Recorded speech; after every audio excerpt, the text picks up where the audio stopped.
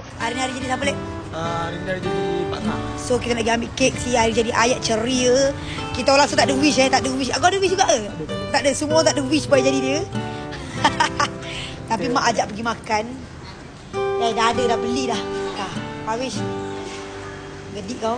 So siap beli lilin lagi dah 31 dah, adik aku tua dah ya. Adik aku 31 dah guys. Cik rambut yo. Cantik. Happy birthday. Selamat ulang tahun ayat ceria. Cantik kot. Okay, jom. Kita ni mana? Sambut hari jadi ayat ceria.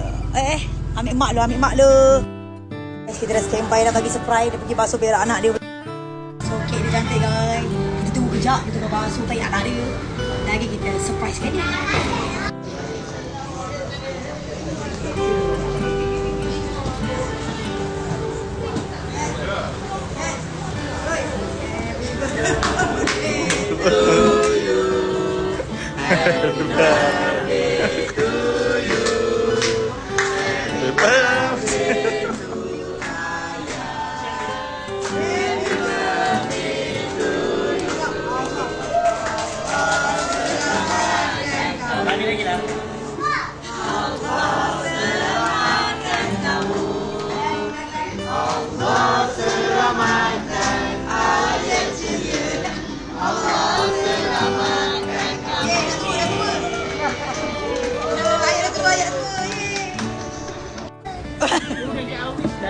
Oh, ayat dah tua ayat. Apakah perasaan anda dah tua?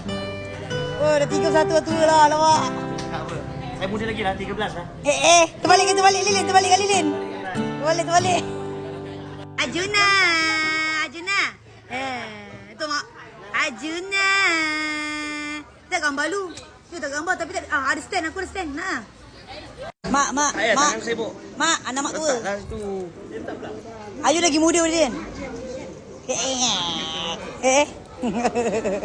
Jom gambar.